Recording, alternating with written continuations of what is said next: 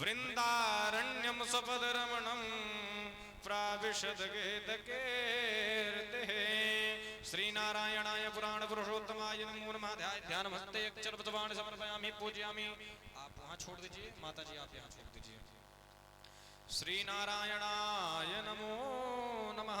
अथ पूजन प्रारंभ।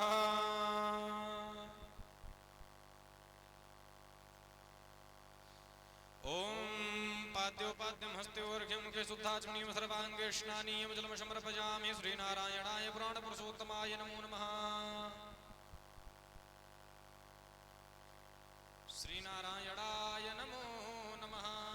ये वहाँ चढ़ा दीजिए। ओम श्री कृष्णाय नमो नमः। गंधाक्षतपदवाणी समर्पयामि पूजयामि। श्रीनारायणाय पुराण पुरुषोत्तमाय नमो नमः।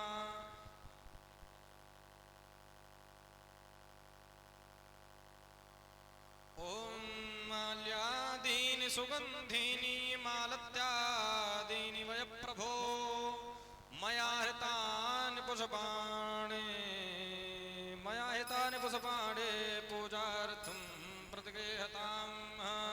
श्रीनारायणाय पुराण पुरुषोत्तमाय नमो नमः। धूपं घ्रापयेत्। ओम धूर्वशधूर्वधूर्वङ्गं धूर्वतां योष्मान् धूर्वतितं धूर्वयं वयं धूर्वामः देवानामसमनितमं जषणतमप्रथमं जुष्टतमं देवहूतमं महा। श्रीनारायणाय पुराण पुरुषोत्तमाय नमो नमः। धूपं घ्रापयामि प्रत्यक्षदीपं।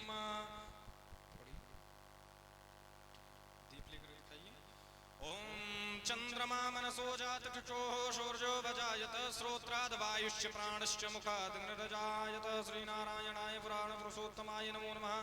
दीपं प्रदर्शयेदादौ हस्तक्षारवरान्ते नैवेद्यं निवेदयेत्।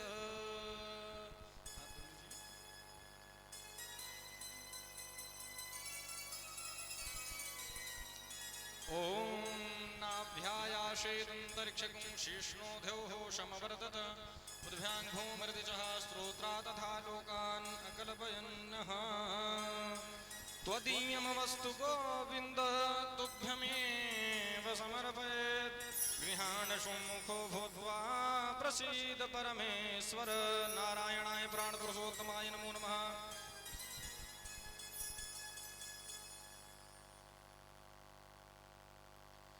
ओम प्राणाय स्वाहा व्यानाय स्वाहा उदानाय स्वाहा शमानाय स्वाहा पानाय स्वाहा मध्ये मध्ये मुखशुद्धाचमनीयं जलं समर्पयामि। श्रीनारायणाय पुराण पुरुषोत्तमाय नमो नमः। आदौ परान्ते राष्ट्रिय मुद्रिकां तद्दक्षिणां समर्पयामि। ओम हिरण्यगर्भः समवर्तताग्रे भूतस्य जातः पतिरेक आसीत् सदधार पृथिवीं ध्यामुते मां कसमै देवाय हविखा विधेम। ओम हिरण्यगर्भगर्भस्थं हेमबीजं विभावसो आनन्दपुण्यफलदमतः शान्तिं प्रयक्ष मे।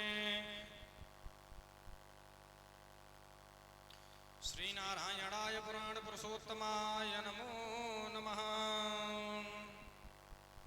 ओम व्यासाय विष्णुरूपाय व्यासरूपाय विष्णवे नमो वै ब्रह्मनिधये वासिष्ठाय नमो नमः।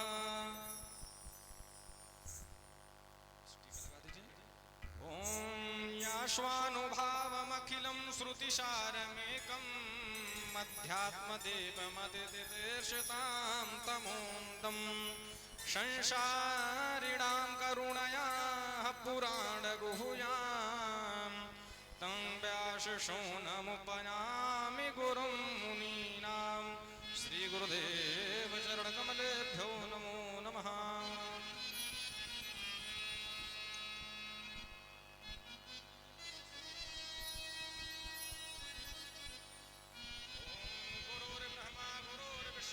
गुरुर्देवो महेश्वरः गुरुर्साक्षात् परब्रह्म तस्मै श्री गुरवे नमः।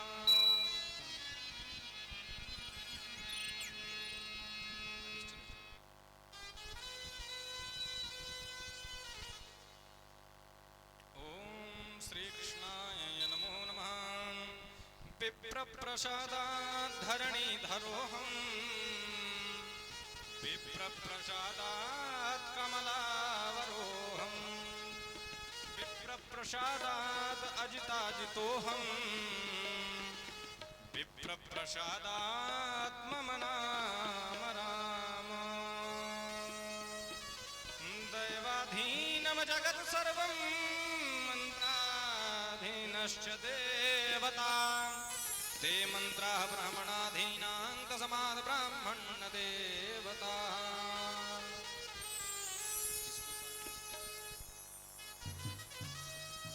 अदुपरान्ते आरारति किं कुर्यात् ॐ चन्द्रमा मनसो जातश्च गच्छो सूर्यो अजायत श्रोत्राद्वायुश्च प्राणश्च मुखादग्निरजायत श्री भागवत भगवान की है आरती। आप सभी भक्तगण अपने स्थान पर खड़े हो जाएं। पापियों को पाप से है तारती। श्री भागवत भगवान की है आरती। पापियों को पाप से है तारती। भागवत भगवान की है आरती पापियों को पाप से है तारती। ये अमर ग्रंथ ये मोक्ष पंथ ये पंचम वेद निराला नो ज्योति जलाने वाला। ये अमर ग्रंथ ये मोक्ति पंथ ये पंचम वेद निराला नम ज्योति जगाने वाला। हरि नाम यही हरि धाम यही हरि नाम यही हरि धाम यही जग के मंगल की आरती। पापियों को पाप से है तारती। श्री भागवत भगवान की है आरती पापियों को पाप से है तारती।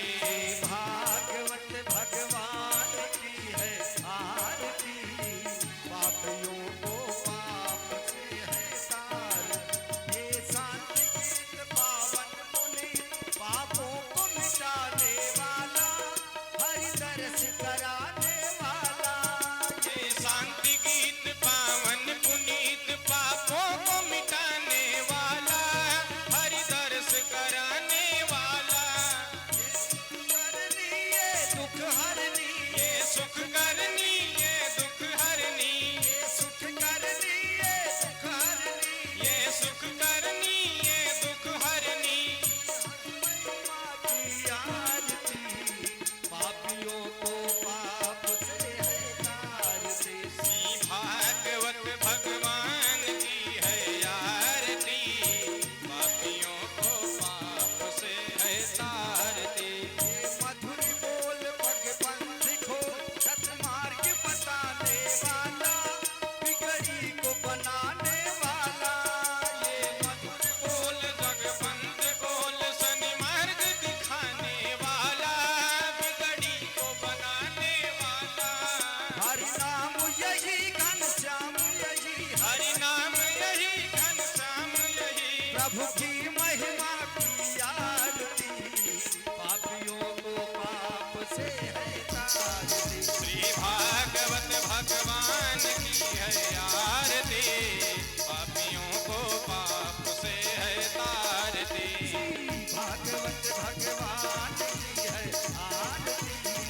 पापियों को पाप से है तारती। श्री भागवत भगवान की है आरती पापियों को पाप से है तारती। कर्पूर गौरम करुणावतारम संसार सारम भुजगेन्द्रहारम सदा वसंतम हृदयारविंदे भवं भवानी सहितं नमामि। त्वमेव माता जगता त्वमेव बन्धु जगता त्वमेव विद्या द्रविडं त्वमेव सर्वं मम देव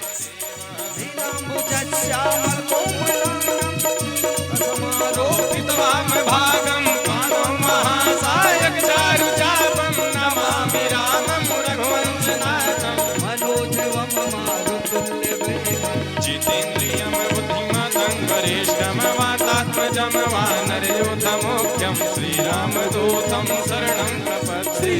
भागवत भगवान की है आरती, पापियों को पाप से है तारती। श्री भागवत भगवान की है आरती, पापियों को पाप से है तारती। पापियों को पाप से है तारती, पापियों को पाप से है तारती। बोलिए भागवत भगवान की जय हो। जाइए अपने स्थान पर।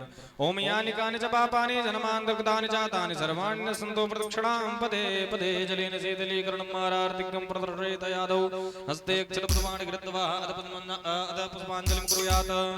ओम जगीन यज्ञमय जन्त देवस्थानि धर्माणि प्रथमन्यासन्नाते हनाकं महिमानः सचन्द्रेन्द्र पूर्वे शाद्याः सन्ति देवाः। श्रीनारायणाय प्राणप्रसोत्तमाय नमो नमः। प्रार्थना पूर्वकं नमस्कार महामंत्र पुष्पाञ्जलिं समर्पयामि। बोलिए भागवत भगवान की जय हो।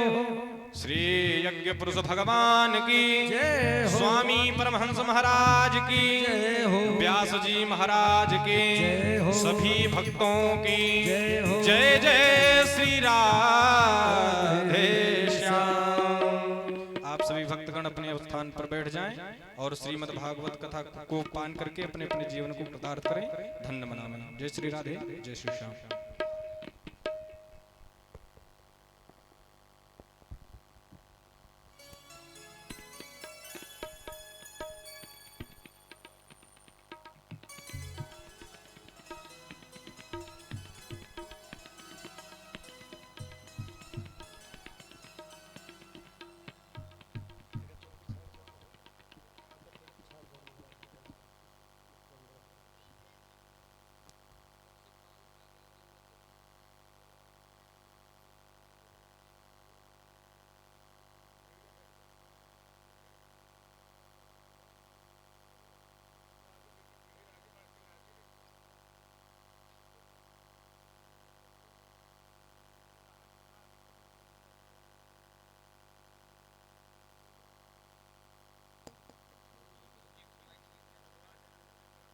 हरि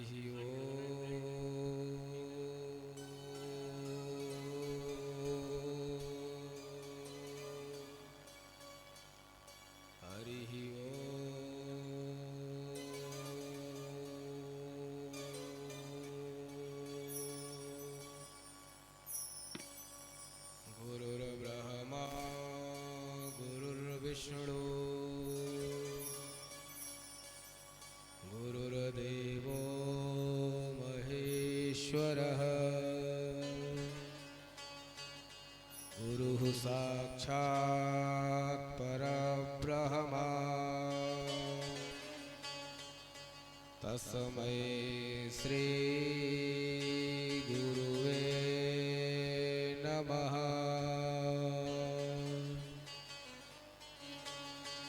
अखण्डमण्डलाकारम् व्याप्तं येन चराचरम् तत्पदं दर्शितं येन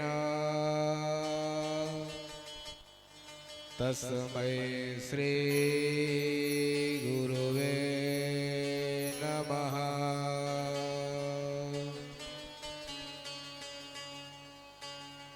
गन्तुमीशेन पदमात्रम्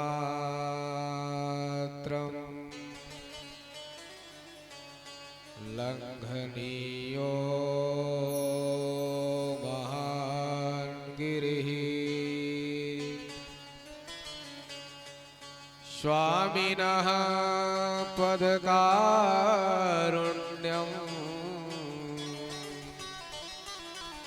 शरणं मम केवलम् ज्ञानवैराग्यनिष्णात योगिमण्डलमण्डनम् नमामि परमोदारम्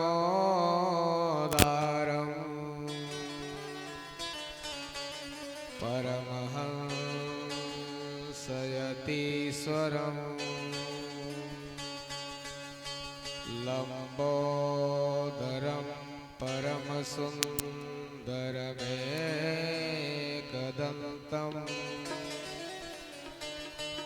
रक्ताम्बरं त्रिनयनं परमं पवित्रम्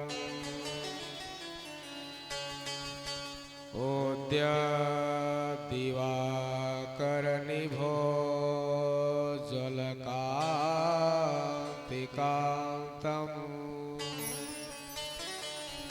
विघ्नेश्वरं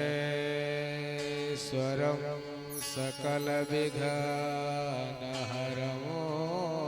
नमामि टङ्कं कपालं डमरुं त्रिशूलं शम्भेभृते चन्द्रकलावतंसा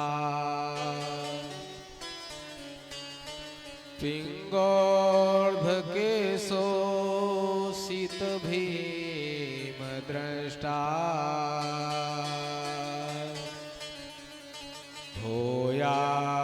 भूयाद्विभूत्यै मम भद्रकाली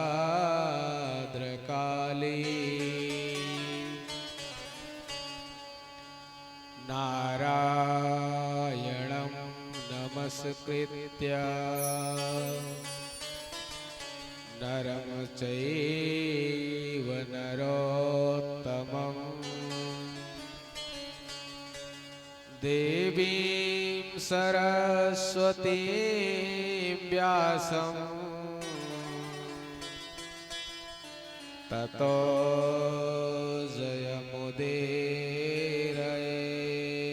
जयमुदीरयेत् कान्तिः सीता वसति निन्दितशारदेन्दु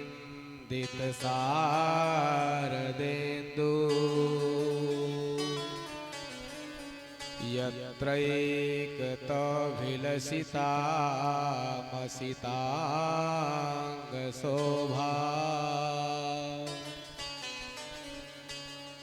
वृन्दावने प्रकृतया मुनिगाङ्गसङ्गा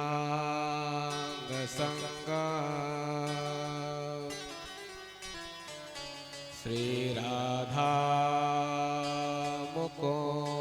मुकुन्दयुगलं तदहं नमामि मनोजवं मारुततुल्यवेगम् जितेन्द्रियं बुद्धिमतां वरिष्ठम्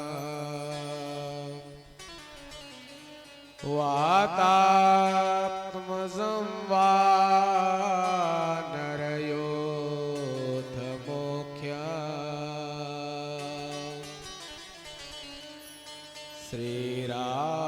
श्रीरामदूतं शरणं प्रपदे आइए हनुमान जी विराजिए कथा कहूँ मति अनुसार प्रेम से आसन लीजिए आइए पवन कुमार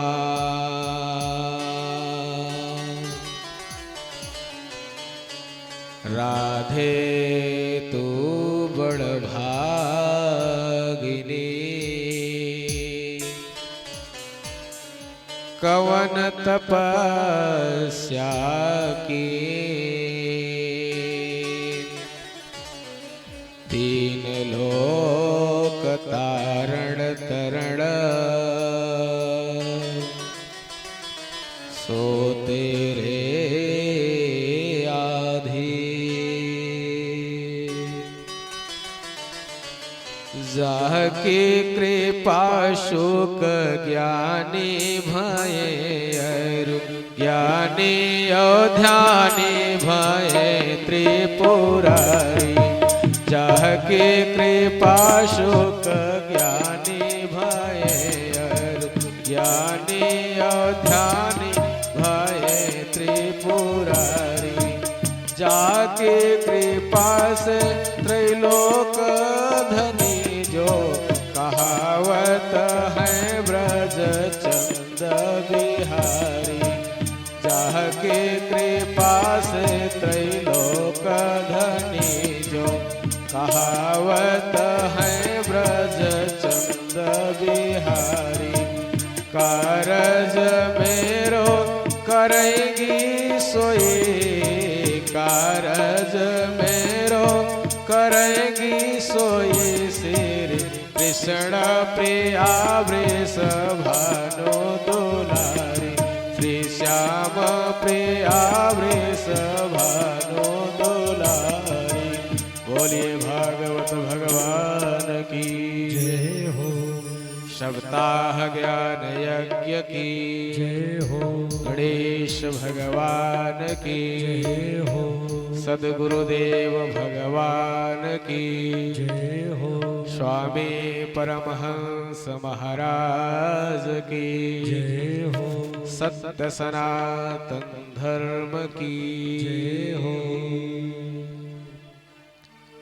परम मंगलमय अकारण करुण करुणा वरुणालय भक्तवांछा कल्पतरु तडित विनिंदित पीतांबरधारी भगवान श्री कृष्णचंद्र एवं रास रासेश्वरी विश्वभानुनंदिनी श्री राधा रानी की वांगमयी प्रतिमूर्ति श्रीमद् भागवत महापुराण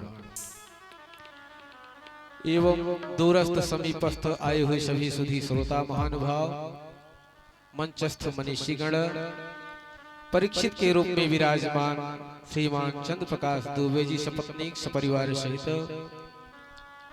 आज आपके गांव शधारीपुर में श्रीमद् भागवत सप्ताह यज्ञ का प्रथम दिवस और जो कि आप लोग इस कथा पांडाल में उपस्थित हुए हैं।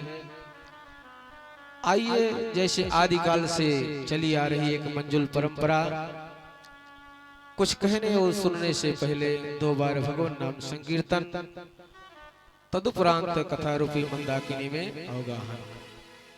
सभी लोग राग से अनुराग से जैसे भी बन पटे भगवान का नाम संकीर्तन करें। गोविंद गाले गोपाल गाले गोविंद गाले गोपाल गाले गोविंद गाले गोपाल गाले गोविंद गाले गोपाल गाले। जीवन की नैया किनारे लगा ले जीवन के नैया किनारे लगा ले। ना बेटा संभाले ना बेटी संभाले ना बेटा संभाले ना बेटी संभाले ना बेटा संभाले ना बेटी संभाले ना बेटा संभाले ना बेटी संभाले। एक दिन करेंगे तुझे यम के हवाले एक दिन करेंगे तुम्हें यम के हवाले। सीता राम गाले राधे श्याम गाले सीता राम गाले राधे श्याम गाले सीता राम गाले राधे श्याम गाले सीता राम गाले राधे श्याम गाले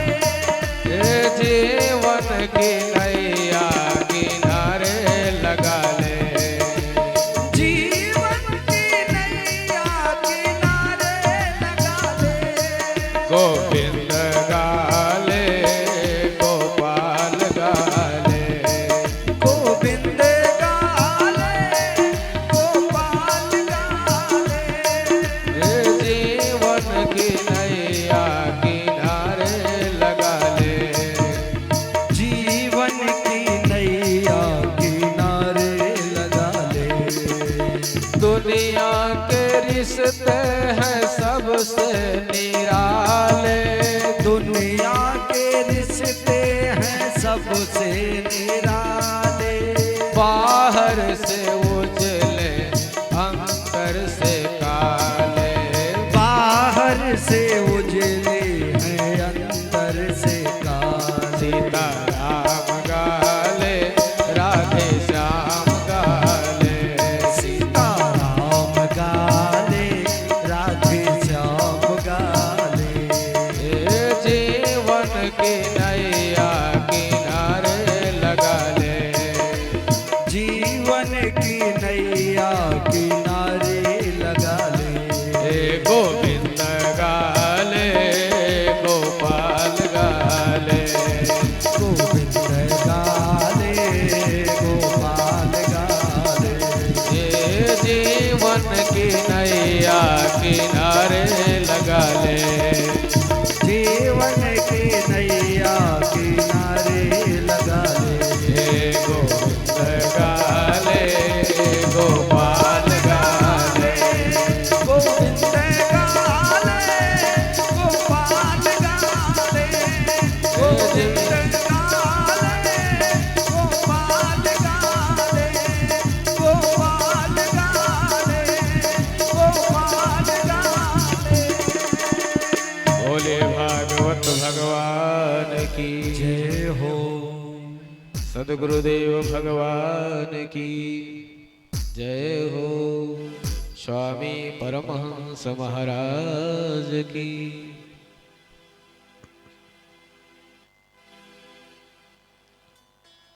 पहले भक्तों किसी के विषय में जाने, जैसे पहले दिन की कथा भागवत जी की महात्म्य की कथा बताई जाती है पहले दिन।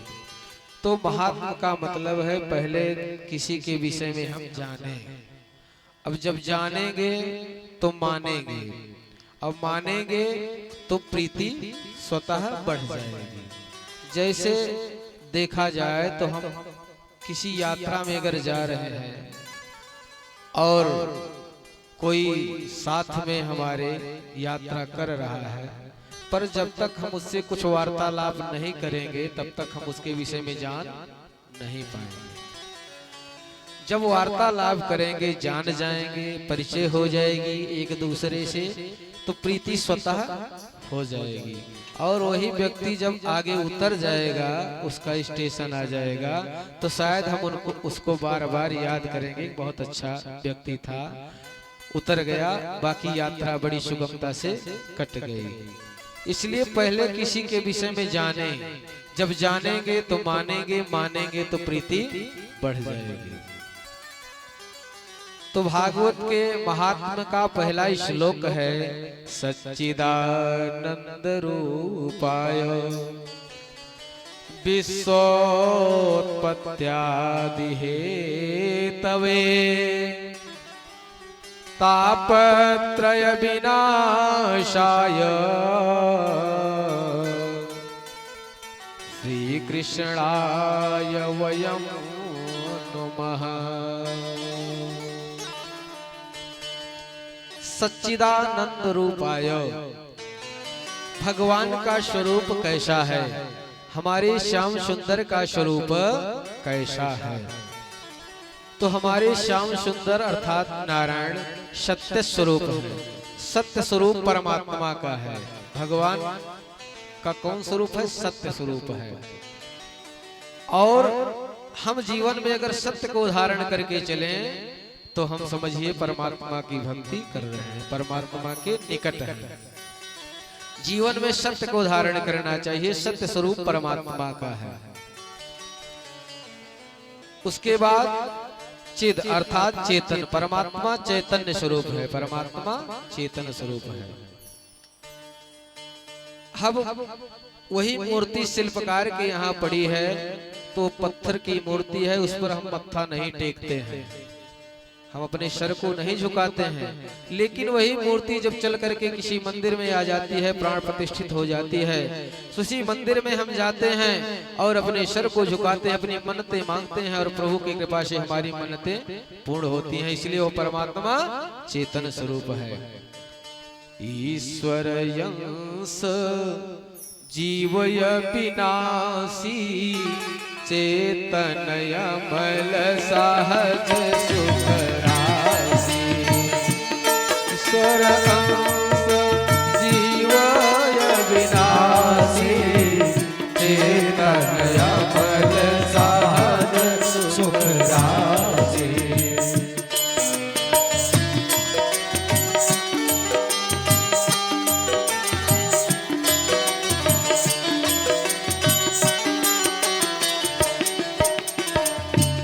वो परमात्मा चेतन स्वरूप है और हमारी सारी मन्नतों को पूर्ण करता है अगर हमारे अंदर श्रद्धा और विश्वास है। और वही परमात्मा आनंद स्वरूप है। वो परमात्मा हमारे अंदर ही आनंद को भरा हुआ है, पर हम आनंद अंदर में ना ढूंढ करके बाहर की अनात्म वस्तुओं में आनंद को ढूंढते हैं।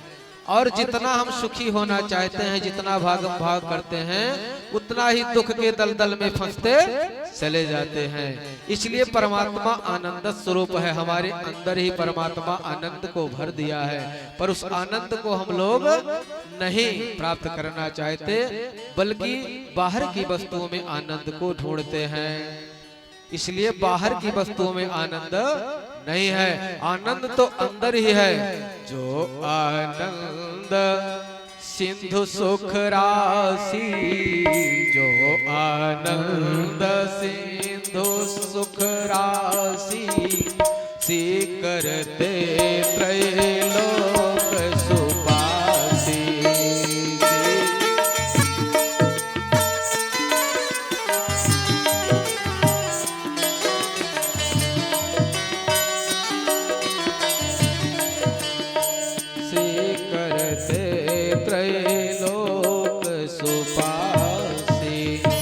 परमात्मा आनंद स्वरूप है। अब परमात्मा सत्य स्वरूप है, परमात्मा चेतन स्वरूप है, परमात्मा आनंद स्वरूप है। पर जब उसका स्वरूप इतना अच्छा है तो उसके कार्य कितने अच्छे हैं, उसका कार्य कैसा है, उसके भी विषय में जानना चाहिए। तो सच्चिदानंद रूपाय, उसका कार्य कैसा है? विश्वोत्पत्त्यादि हेतवे, जो समस्त विश्व की उत्पत्ति करता है, सृजन करता है, वो परमात्मा।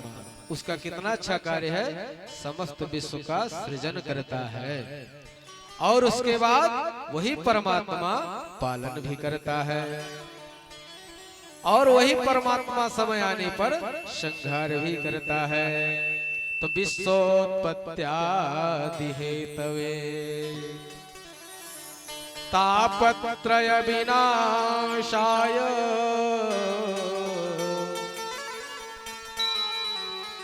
पर उस परमात्मा के नाम में इतनी शक्ति है कि वह जो है तीनों प्रकार के तापों को दूर कर देता है। चूंकि तीन प्रकार के कष्ट हैं, दैहिक, दैविक और भौतिक। तो परमात्मा के नाम में इतनी शक्ति है कि तीनों प्रकार के तापों को नष्ट कर देता है। दैहिक, दैविक, भौतिक तापा राम राज्य काहू नहीं व्यापा। दैहिक, दैविक, भौतिक तापा राम राज्य काहू ही नहीं व्यापा।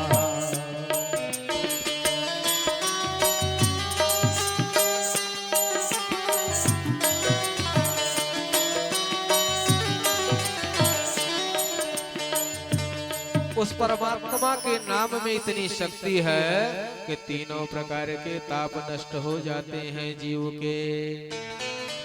तापत्रय विनाशाय, तो श्री कृष्णाय वयम नमः। इसलिए हम उस परमात्मा को, श्याम सुंदर भगवान को, लड्डू गोपाल जी को वयम नमः।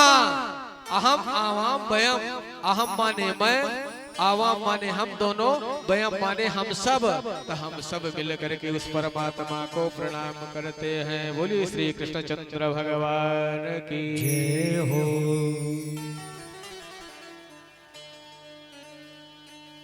नैमिषारण्य की पावन भूमि में 88,000 ऋषि मुनियों का समुदाय एकत्रित हुआ और वहां पर शौनक जी, चूंकि शौनकादि कहा जाता है, चूंकि सभी का प्रतिनिधित्व कौन कर रहा है? शौनक जी कर रहे हैं। तो शौनक जी सबका प्रतिनिधित्व कर रहे हैं और वहां पर श्री सूत जी महाराज को व्यासपीठ पर विराजमान करके शौनकादि ऋषि सूत जी महाराज से पूछते हैं। चूंकि सूत जी आयु में छोटे हैं और शौनक जी सूत जी महाराज से बड़े हैं, पर शौनक जी की यह कुशलता है कि शौनक जी कथामृत पान करने में परम कुशल है। इसलिए हर श्रोता को चाहिए, कितना भी ज्ञानी हो, कितना भी विद्वान हो, पर व्यासपीठ पर जो विराजमान है वो भगवान का स्वरूप है और जो भी कथा सुना रहा है उसको प्रेम पूर्वक सुनना चाहिए। और यह सीख शौनक जी से लेनी चाहिए, क्योंकि शौनक जी विद्वान पुरुष है, ऐसा नहीं विद्वान नहीं है, विद्वान है, वयोवृद्ध है, उसके बाद भी सूत जी आयु में छोटे हैं, फिर भी उनको व्यासपीठ पर विराजमान करके पूछ रहे हैं। चूंकि वह कथामृत पान करने में परम कुशल है, इसलिए श्रोता बन करके पूछ रहे हैं। अज्ञान भांत विध्वंस कोटि सूर्य समप्रभा सोताख्याहि कथा सारम मम कर्ण रसायनम। आज शौनक जी पूछ रहे हैं कि सूत जी महाराज, हम लोगों के हृदय में अज्ञान रूपी जो अंधकार है उसको दूर करने में सूर्य की जो रश्मियां हैं वो सक्षम नहीं है, क्योंकि सूर्य की जो किरणें हैं वो बाहर के अंधकार को तो दूर कर सकती हैं, पर जीव के हृदयगत अंधकार को दूर नहीं कर सकते हैं। इसलिए जीव के हृदयगत अंधकार कैसे दूर होंगे यह बताने की कृपा करें, क्योंकि आपके ऊपर गुरुदेव भगवान की बड़ी कृपा है। आपके ऊपर गुरुदेव भगवान की बड़ी कृपा है और वह गुरुदेव भगवान की जो कृपा है उस कृपा का मेरे ऊपर भी प्रकाश डालिए, जिससे कि जीव के हृदयगत अंधकार दूर हो जाए। क्योंकि यह घोर कलिकाल आ गया है जिसमें लोगों की जो वृत्ति है आसुरी वृत्ति हो जाएगी और हर प्राणी क्लेश से भयाक्रांत है। तो जीव का कल्याण कैसे होगा यह आप बताने की कृपा करें। भगवत प्राप्ति का सरलतम साधन कोई बताइए और वह आप ही बता सकते हैं। जैसे संसार में अगर किसी को चिंतामणि मिल जाए तो उस चिंतामणि से जिस चीज की आप चिंता करेंगे वह जो है आपको प्राप्त हो जाएगा। और कल्प वृक्ष का यह चमत्कार है कि कल्प वृक्ष के नीचे बैठ करके चाहे जिस वस्तु की आप कल्पना करेंगे, कामना करेंगे, सो आपको प्राप्त हो जाएगा। पर चिंतामणि और कल्प वृक्ष में यह सामर्थ्य नहीं है कि जीव के हृदयगत अंधकार को दूर कर सके। इसलिए आप हमारे ऊपर कृपा करें। तो सूत जी प्रमुदित होकर के कहते हैं भैया सावधान हो करके सुनिए, इस संसार में सबसे बड़ा भय किस चीज का है? हर व्यक्ति मृत्यु से डरता है। संसार में मरना कोई नहीं चाहता है। कोई मरना चाहता है? कोई नहीं मरना चाहता है। हर व्यक्ति मृत्यु से डरता है, पर यह सबको पता है कि जिसका जन्म हुआ है उसका मृत्यु भी निश्चित है, और जिसकी मृत्यु हुई है उसका जन्म भी निश्चित है। क्योंकि जो आया है वो जाएगा, और जो गया है उसको आना है।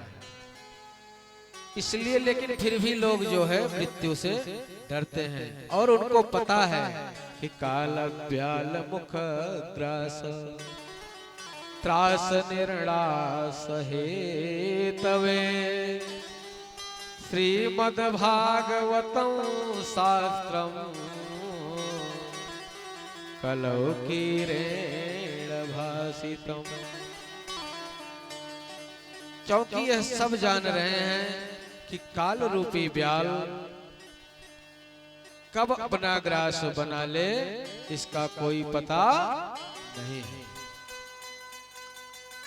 काल रूपी व्याल अपना ग्रास कब बना ले व्यक्ति को इसका कोई पता नहीं है, क्योंकि समय जो है निश्चित है, और जब समय आ जाएगा तो सबको जाना पड़ेगा। जिसका समय आ जाएगा उसको जाना पड़ेगा। इसलिए जो जीवन की यात्रा है उसको सुगमता से सावधान होकर के यात्रा को करना चाहिए।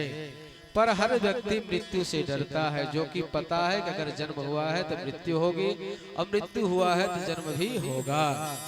यह किसी एक परीक्षित की कहानी नहीं है, अपितु हम सबकी है। परीक्षित जी के जीवन में तो जब उनको श्राप लगा था तो 7 दिन ही उनके जीवन में शेष थे कि 7 दिन में ही उनकी मृत्यु होना निश्चित है, और 7 दिन से उनके लिए 8वां दिन नहीं था। लेकिन हम लोगों के भी लिए 7 ही दिन हैं। हम सभी परीक्षित हैं, हम लोगों के लिए भी हमारे जीवन में 7 ही दिन हैं। 7 ही दिन में एक दिन हम सबको जाना है भाई। रवि से लेकर के शनि तक 7 ही दिन तो हुए, और उसी 7 दिन में हम सबको जाना है। अब किस दिन जाना है इसका कोई निश्चित नहीं है। जब समय आ जाएगा तो जाना पड़ेगा। इसलिए यह जो है कहने का भाव है कि 7 ही दिन सबके जीवन में, इसलिए डरना नहीं चाहिए। जन्म हुआ है तो मृत्यु होगी, और मृत्यु हुआ है तो जन्म भी निश्चित है। अब सुखदेव जी महाराज परीक्षित को जिस समय श्राप लगा था तो कथा सुनाने के लिए जब आ गए तो कथा सुनाने ही जा रहे थे कि उसी समय देवता लोग अमृत का कलश लेकर के परीक्षित जी के पास आ गए, अर्थात सुखदेव जी के पास। जहां परीक्षित जी को सुखदेव जी कथा सुनाने जा रहे थे वहीं पर अमृत का कलश लेकर के देवता लोग आ गए, और उन्होंने आग्रह किया सुधा कुंभम गृहीत्वा तथा देवात समागमत।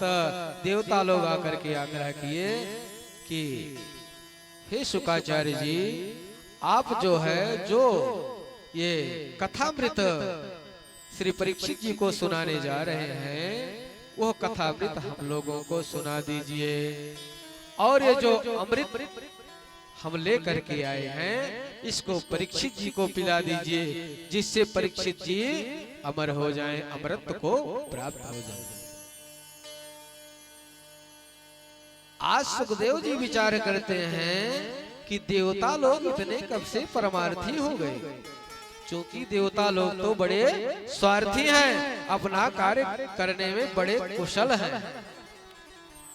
अरे अपने कार्य के लिए तो महर्षि दधीची जी की हड्डियां तक मांगने चले गए, तो आज कैसे ये परमार्थी हो गए कि जो कि ये अमृत का कलश लेकर के आए हैं और कह रहे हैं कि परीक्षित जी को पिला दीजिए, परीक्षित जी अमर हो जाए। तब इस पे श्री शुकाचार्य जी ने विचार किया और उन्होंने कहा कि आप लोग आए हो तो अगर आप श्रोता बन करके आते तो कथामृत पान आपको हम करा देते, पर आप तो व्यापारी बन करके आए हो। आप कह रहे हो कि अमृत जो है परीक्षित जी को पिला दीजिए और ये कथामृत हमको पिला दीजिए, इसलिए आप तो व्यापारी बन करके आए हो। और व्यापार बराबर की वस्तुओं को का होता है, अपितु जो है बराबर की वस्तु का व्यापार होता है। आप बराबर आपकी जो अमृत है ये बराबर नहीं है, क्योंकि आपका जो अमृत है वो अमृत प्रदान कर सकता है, लेकिन जो ये कथामृत है ये अभयत्व प्रदान कर सकता है, इसलिए आपका अमृत श्रेष्ठ नहीं है। आपका जो अमृत है दीर्घ जीवी बनाता है, पर ये जो कथामृत है ये दिव्य जीवी बनाता है, इसलिए आपका अमृत श्रेष्ठ नहीं है। और कहने का भाव है क्व सुधा क्व कथा लोके क्व कांचः क्व मणिर्महान् ब्रह्मरातो विचार्यैव तथा देवान् जहाशः। अगर कोई कहे कि कांच का टुकड़ा दे करके बहुमूल्य मणि को मांगे तो यह संभव है? नहीं है। तो कहां कथामृत और कहां अमृत, ये इसकी बराबर तुलना नहीं हो सकती है, क्योंकि अमृत को पीने वाला अमृत को प्रदान कर सकता है, पर जब उसका पुण्य नष्ट हो जाता है तो पुनः उसको धरती पर आना पड़ता है। पर जो कथामृत है इसको पान करने के बाद व्यक्ति जो है दिव्य जीवी हो जाता है, उसको पुनः इस संसार में आना नहीं पड़ता है। इसलिए यह कथामृत जो है श्रेष्ठ है, और आप जो है बराबर की वस्तु का विनिमय नहीं कर रहे हो। देवता लोगों को जो है शुक्राचार्य जी ने डांट करके भगा दिया, क्योंकि भक्तों यहाँ पर जो है आपको कथा मिल सकता है, आप यहाँ पर कथा सुन सकते हैं, पर वहां पर कथा आपको नहीं मिलेगी। वहां सब सुख आपको मिलेगा, पर वहां पर आपको कथा नहीं मिलेगी। इसलिए जैसे आप दृष्टांत से देखें तो जैसे आपका कपड़ा है, आप कपड़ा नया बनवाए हैं, पर पहनते पहनते अगर पुराना हो गया और उससे ये हुआ कि भाई अब दूसरा कपड़ा बनवा लें, पुनः आप चले जाएंगे, दूसरा कपड़ा खरीद लेंगे, सिला लेंगे, पुनः धारण कर लेंगे। मकान आपका पुराना हो गया, दूसरा मकान बनवा लेंगे। अगर आपकी गाड़ी पुरानी हो गई तो दूसरी गाड़ी ले लेंगे, पर वहां यह चीज संभव नहीं है, क्योंकि वहां पर अगर भगवान भोलेनाथ का वस्त्र है बाघांबर, उनको बाघांबर ही पहनना पड़ेगा, और श्याम सुंदर का पीतांबर है पीतांबर पहनना पड़ेगा, इनका वाहन गरुड़ है तो गरुड़ पर ही चलना पड़ेगा, और उनका वाहन अगर वृषभ है तो बैल पर ही चलना पड़ेगा। इसलिए दूसरा वाहन नहीं ले सकते, दूसरा वस्त्र नहीं पहन सकते, इसलिए वहां वो संभव नहीं है, यहाँ पर संभव है। इसीलिए देवता लोग जो है ये कथामृत पान करना चाहते थे, पर शुक्राचार्य जी ने डांट करके भगा दिया। अब देवता लोग जब चले गए तो कहाँ गए? ब्रह्मा बाबा के पास गए, और ब्रह्मा बाबा के पास पहुंचने के बाद कहते हैं कि हम लोग कौन सा ऐसा वो किए हैं जिससे कि कथामृत पान से वंचित हैं, और यह परीक्षित जी को कथामृत प्राप्त हो रहा है। तो ब्रह्मा जी ने कहा भैया ठीक है, पर देखिए कि 7 दिन में परीक्षित जी जो कथा को सुन रहे हैं, कथामृत पान कर रहे हैं, कथामृत पान करने के बाद उसका परिणाम क्या होता है उसको तो देखिए। अब 7 दिन कथामृत पान करने के बाद जब परीक्षित जी का मोक्ष देखा तो जो है ब्रह्मा बाबा भी चक्कर में पड़ गए, और तुरंत उन्होंने क्या किया कि समस्त शास्त्रों को एक तराजू मंगवाया, और तराजू के पलड़े पर एक पलड़े पर समस्त शास्त्रों को रख दिया, और एक पलड़े पर श्रीमद् भागवत जी को रख दिया। और जब पलड़ा उठाया गया तो भागवत जी का पलड़ा भारी पड़ गया। सभी देवता महात्मा जो है एक स्वर में जो है जय जयकार करने लगे और सबने यह मान लिया कि सबसे जो है समस्त शास्त्रों में श्रीमद् भागवत महापुराण शास्त्र ही महान है, सबसे उत्तम है। कलयुग के कलुषित प्राणियों का कल्याण करने के लिए भगवान श्री कृष्ण ही इस श्रीमद् भागवत महापुराण के प्रत्येक श्लोक में विराजमान हो रहे हैं। सूत जी कहते हैं कि यह 7 दिन, सौनकादि ऋषि पूछते हैं सूत जी से कि 7 दिन कथा सुनने का कब से यह जो है 7 दिन की ही व्यवस्था कब से प्रारंभ हुई, तो कब से यह परंपरा चालू हुई। तब नारद सूत जी कहते हैं कि एक समय की बात है कि सनक सनंदन सनातन सनत कुमार चारों भाइया देवर्षि नारद को यह जो है कथा को सुना करके सप्ताह विधि की व्यवस्था को बनाए हैं, प्रारंभ के हैं। सौनक जी ने पूछा नारद जी तो 2 घड़ी से ज्यादा कहीं टिकने वाले नहीं, तो वह 7 दिन कैसे एक जगह पर स्थिर हुए और भागवत को कैसे सुने, क्यों सुने और कहां पर सुना, तब कृपा करके बतलाइए। सूत जी कहते हैं एकदाहि विशालाया चत्वार ऋषयो मला सत्संगार्थं समायाता ददृशु तत्र नारद। एक समय विशालापुरी अर्थात बद्रीनारायण धाम में सनकादि चारों भाई सत्संग की इच्छा से विचरण कर रहे थे, तो अचानक उन्होंने देखा कि देवर्षि नारद आ रहे हैं। तो नारद जी को देख करके सनकादि ऋषि प्रसन्न हो गए कि चलिए कुछ भगवत चर्चा होगी। क्योंकि जब तक कोई भगवत रसिक संत नहीं मिलता है तब तक जो है भगवत चर्चा नहीं हो सकती है। सत्संग एकांत में हो नहीं सकता है। जब पूजा पाठ तो एकांत में हो सकता है, पर सत्संग तो समूह में ही हो सकता है। तो आज सनकादि ऋषि जो है जब देवर्षि नारद को देखे तो प्रसन्न हो गए कि इनके साथ जो है कुछ सत्संग होगा, कुछ भगवत चर्चा होगी। पर जब निकट आए तो नारद जी को क्या देखा कि उनका मुख जो है थोड़ा मलिन था। सनकादि ऋषि को आश्चर्य हुआ और सनकादि ऋषि पूछने लगे, अरे नारद जी आप कैसे चिंतातुर हैं? गत वित्तो यथा जना, आप तो ऐसे चिंतातुर हैं कि जैसे किसी के पण का धन चला गया हो। और आप जैसे देवर्षि को चिंता करने की जरूरत नहीं है, क्योंकि संत का जो धन है उसको कोई चुरा नहीं सकता है। और संत का धन क्या है? भगवत चर्चा, भगवत भजन।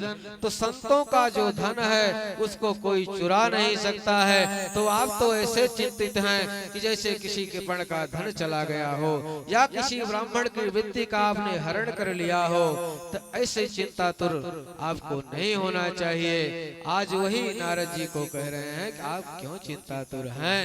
ऐसे चिंता आपको शोभा नहीं देती है, क्योंकि जो संतों का धन है उसको कोई चुरा नहीं सकता है। और जिसको कोई चुरा लेता है उसको संत अपना धन मानता ही नहीं है। इसलिए संत का धन कोई चुरा नहीं सकता है। तो संत का धन क्या है? श्रीमन नारायण नारायण नारायण, श्रीमन नारायण नारायण नारायण, श्रीमन नारायण नारायण नारायण, श्रीमन नारायण नारायण नारायण। सभी लोग गाइए।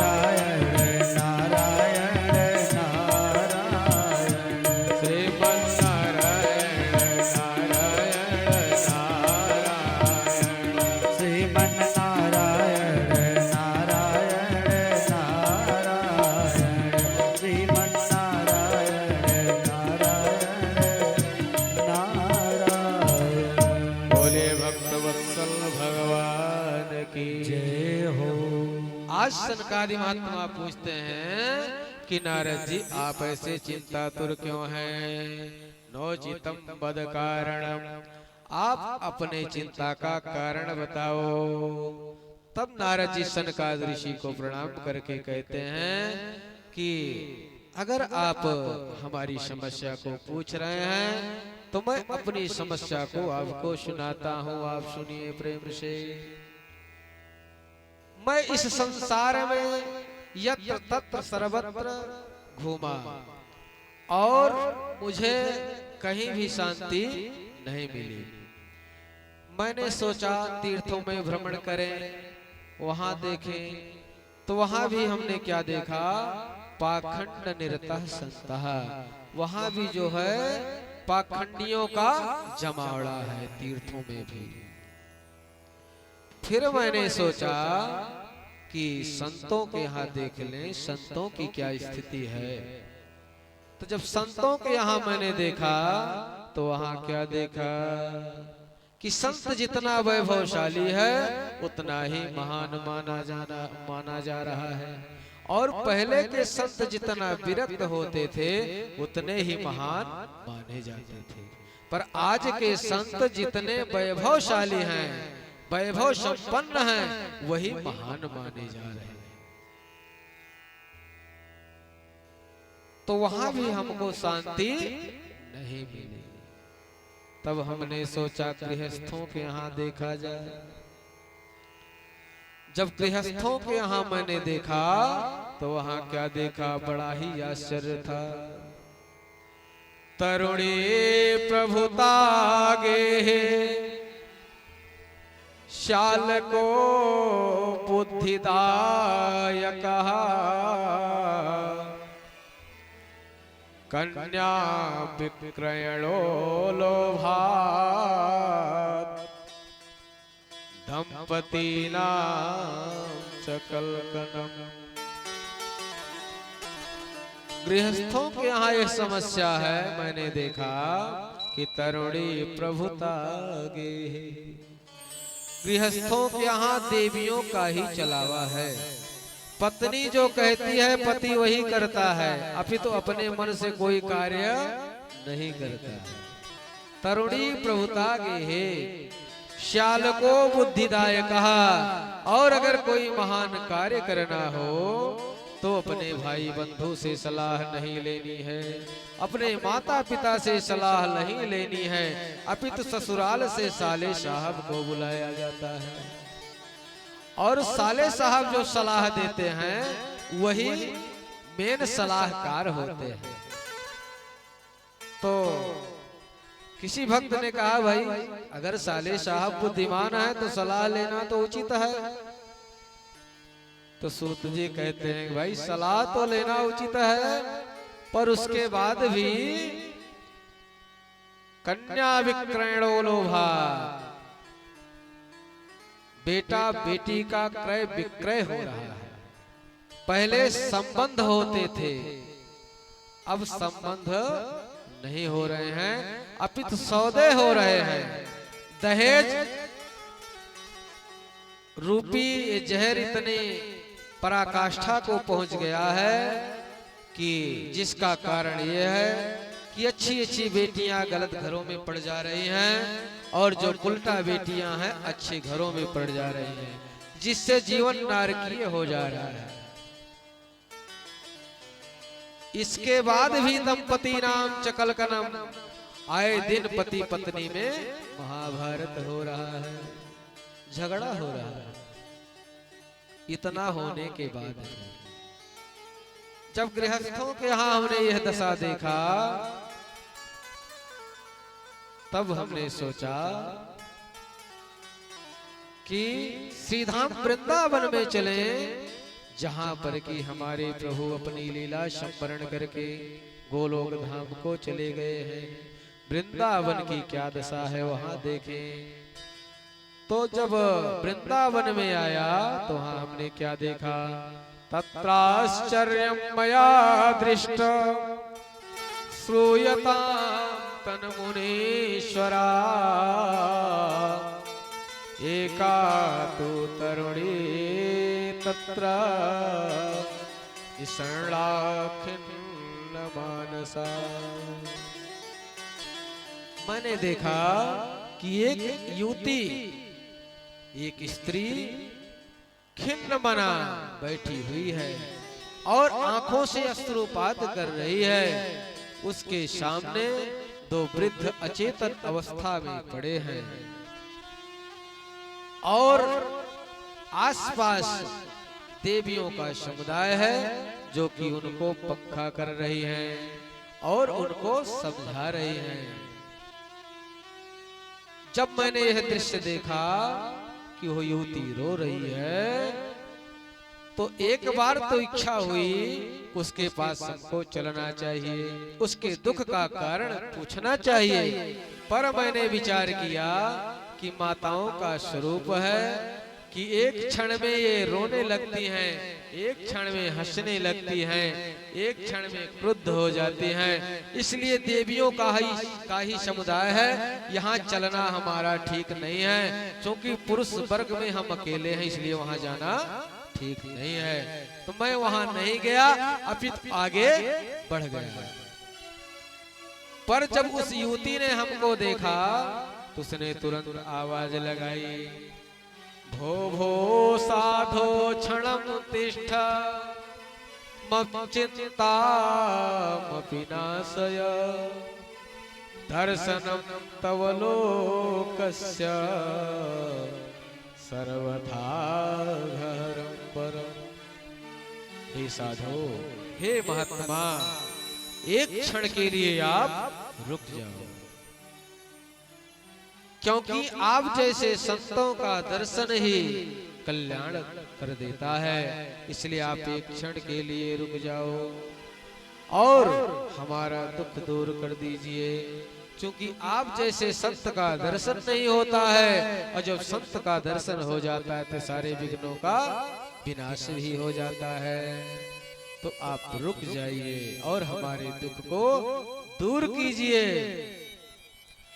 नारद जी ने पूछा, देवी आप कौन हो और ये जो दो बूढ़े बैठे हैं ये कौन है? ये जो देवियां आपको पंखा कर रही हैं ये कौन है? तब उस युवती ने बताया कि महाराज मेरा नाम भक्ति है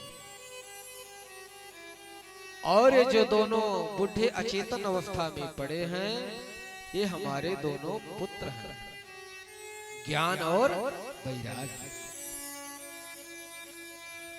और जो देवियां हैं ये गंगा यमुना सरस्वती आदि नदियां हैं जो हमको पंखा कर रही हैं।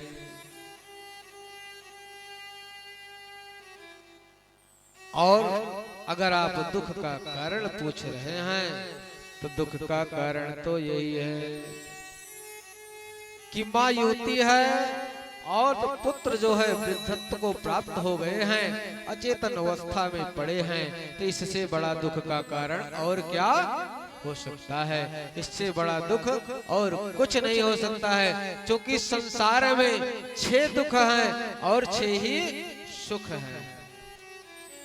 दुबे जी, संसार में 6 दुख हैं और 6 सुख हैं। अब सुख कौन है? संसार में सुख क्या है और दुख क्या है? तो दुख तो है कि कुग्राम वासः कुलहीन सेवा अकुभोजनम क्रोध मुखी च भार्या मूर्खस्य पुत्र विधवा च कन्या बिना नियते प्रदहन्ति काया। किसी गलत गांव में निवास हो जाए, किसी कुलहीन से सेवा करानी पड़ जाए, दूसरा दुख कुभोजनम, भोजन करने बैठिए, भोजन अगर इच्छा अनुसार नहीं है तो दिन नष्टम कुभोजनम जन्म नष्टम कुभार्या, पूरा दिन नष्ट हो जाता है जब भोजन अपनी इच्छा अनुसार नहीं होता है, पूरा दिन नष्ट हो जाता है। और पूरा जन्म नष्ट हो जाता है जब पत्नी अनुकूल नहीं मिलती है। तो दिन नष्टम को भोजनम जन्म नष्टम को भार्या, पूरा जन्म नष्ट हो जाता है। इसलिए क्रोध मुखी भार्या चौथा दुख है। भाई आप कहीं से आ रहे हैं और पत्नी जी अगर प्रेम से एक गिलास पानी आपको दे रही हैं तो भाई बहुत ही प्रसन्नता का विषय है। पर अगर वो ज्वालामुखी बन करके खड़ी हैं तो वो दुख का कारण है। क्रोध मुखी च भार्या। मूर्खस्य पुत्र, पुत्र हो पर मूर्ख हो कि आपका कहना ना माने। आप कह रहे हैं भैया कुणवार जाना है, वो सुल्तानपुर जाए तो क्या मतलब है। मूर्खस्य पुत्र, विधवा च कन्या, और जिस व्यक्ति की कन्या जो है युवावस्था में वैधव्य को प्राप्त हो जाती है, विनाग्नि एते प्रदहन्ति काया, ऐसे व्यक्ति की काया दिन रात जो है विनाग्नि के जलती रहती है। ये 6 दुख हैं। और 6 सुख हैं। अर्थागमो नित्यम रोगिता च, अप्रिया च भार्या प्रियवादिनी च, वसस्य पुत्र अर्थ करी च विद्या, खड जीव लोके सुसुखा निराज। अर्थागमो, अर्थ का आगमन प्रतिदिन होता रहे। अर्थागमो, अर्थ का मतलब पैसा, प्रतिदिन आता रहे। नित्यम रोगिता चा, शरीर निरोगी हो, काया निरोगी हो। प्रिया च भार्या, पत्नी हमारी सुंदर हो, पत्नी सुंदर हो और सुंदर के साथ सुंदर बोलने वाली हो।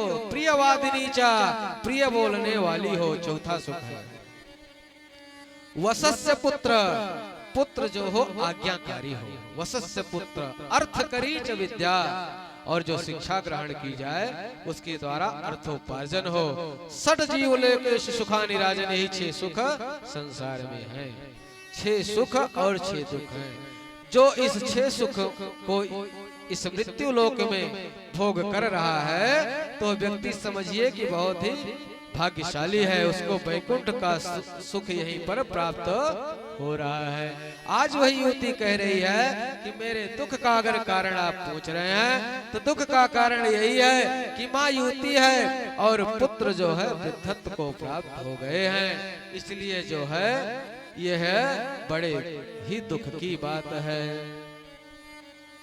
और उस युवती ने बताया कि मैंने समस्त तीर्थों में क्षेत्रों में भ्रमण किया, कहीं पर मुझे बड़ा सम्मान मिला, कहीं अपमान हुआ और कहीं पर कुछ सम्मान मिला।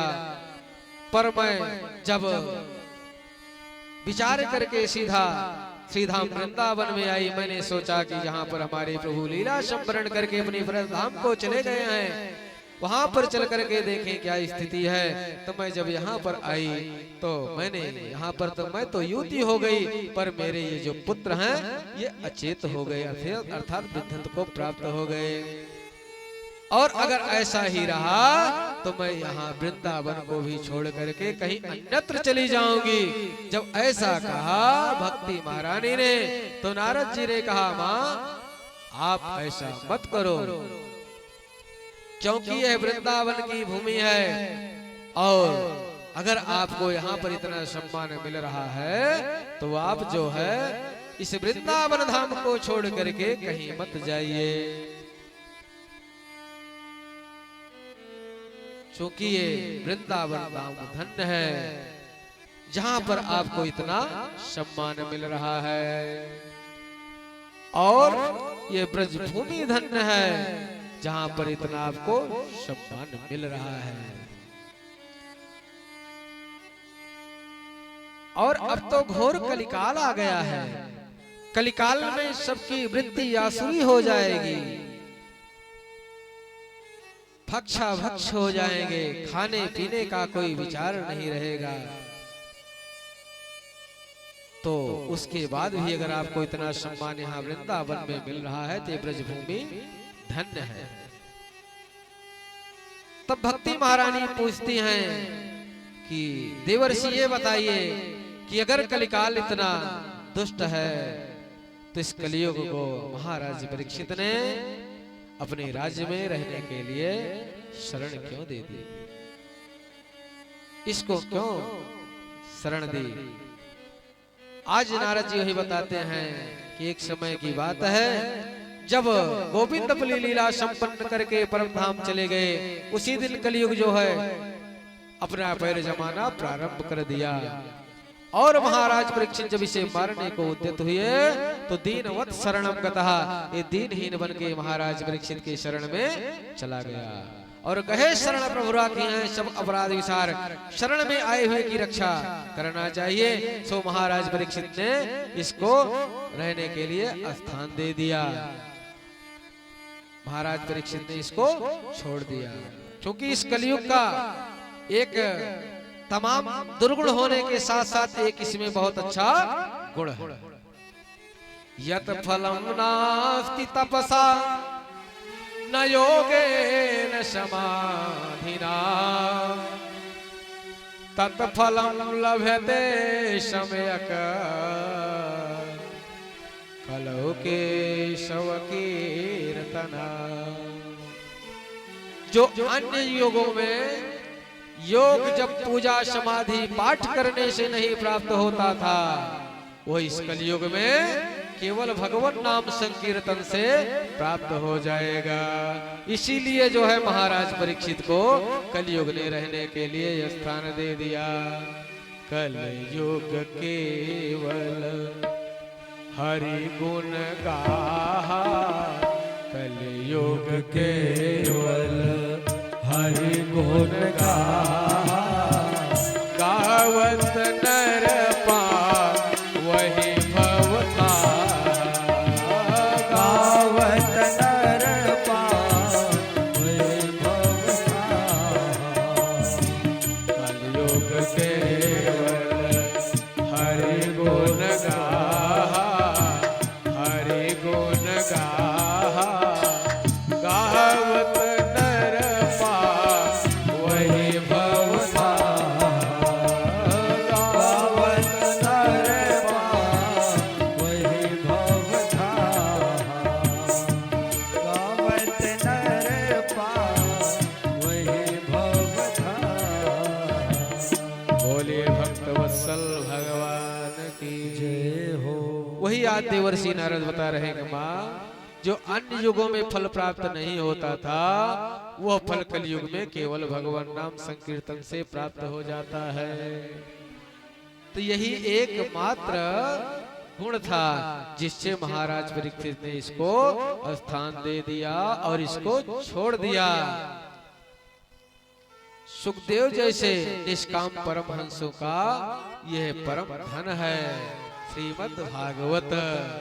इस प्रकार से नारद जी आज भक्ति मैया को समझा रहे हैं और भक्ति मैया जो है गदगद होकर के बोली नारद जी से कि मेरे तो भाग्य उदय हो गए, आपके दर्शन से जो मुझे प्राप्त हो गए। नारद जी जिनकी महिमा स्वयं आज भक्ति मैया गा रही है। जयति जयति माया यस्य काया धवसते, वचन रचन में कम केवलम चाकलय्य, ध्रुवपदमपि यातो यत कृपातो ध्रुवोऽयं, सकल कुशल पात्रम ब्रह्मपुत्रम नतास्मि, सकल कुशल पात्रम ब्रह्मपुत्रम नतास्मि। आज भक्ति मैया नारद जी को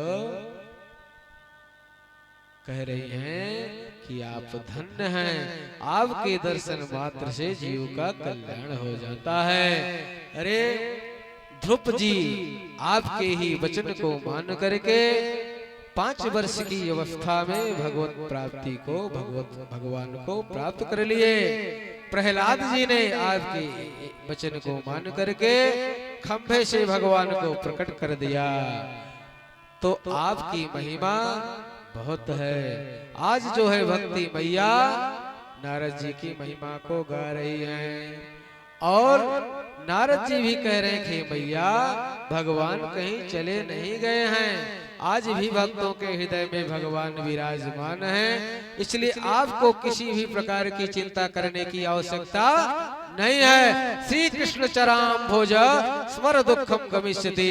आप भगवान कृष्ण का ध्यान कीजिए, भगवान के चरणों में प्रीति कीजिए, आपका दुख दूर हो जाएगा। सीताराम सीताराम सीताराम सीताराम, राधे श्याम राधे श्याम, राधे श्याम राधे श्याम। सीताराम सीताराम सीताराम सीताराम, राधे श्याम राधे श्याम, राधे श्याम राधे श्याम। सीताराम सीताराम सीताराम सीताराम, सीताराम सीताराम सीताराम सीताराम, राधे श्याम राधे श्याम, राधे श्याम राधे श्याम। राधे श्याम राधे श्याम, राधे श्याम राधे श्याम। यह नाम बनाया प्रथम कोच गणपति जी को पल में, यह नाम बनाया प्रथम को गणपति को दो पल में। मिल गयो यही अवलंब नाम शबरी को जंगल में। मिल गयो यही अवलंब नाम सबरी को जंगल में। लाखों का बेड़ा पार किया, लाखों का बेड़ा पार किया, पहुंचाया हर के धाम। सीताराम सीताराम सीताराम सीताराम, सीताराम सीताराम सीताराम सीताराम। राधे श्याम राधे श्याम, राधे श्याम राधे श्याम। राधे श्याम राधे श्याम, राधे श्याम राधे श्याम। बजरंग बली के बल में इसकी महिमा भारी है। बजरंग बली के बल में इसकी महिमा भारी है। ध्रुव और विभीषण जी को यह बूटी अति प्यारी है। ध्रुव और विभीषण जी को ये बूटी अति प्यारी है।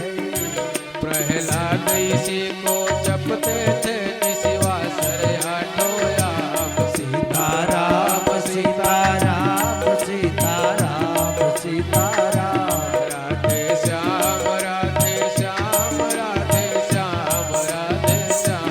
राधे श्याम राधे श्याम, राधे श्याम राधे श्याम। सीताराम सीताराम सीताराम सीताराम। सीताराम सीताराम सीताराम सीताराम, सीताराम सीताराम सीताराम सीताराम। राधे श्याम राधे श्याम, राधे श्याम राधे श्याम। सीताराम सीताराम सीताराम सीताराम। बोले भक्त वत्सल भगवान की जय हो। आज नारद जी ने कहा, मैया आपको चिंता करने की जरूरत नहीं है। आपके दुख का कारण मैं जान लिया और इसका उपाय मैं अवश्य करूंगा।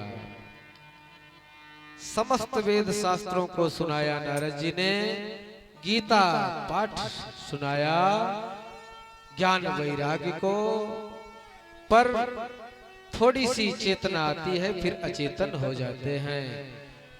और आज नारद जी सोच रहे हैं कि मेरे पास जो भी व्यवस्था थी मैंने तो सब करके देख लिया, पर कोई फर्क नहीं पड़ा।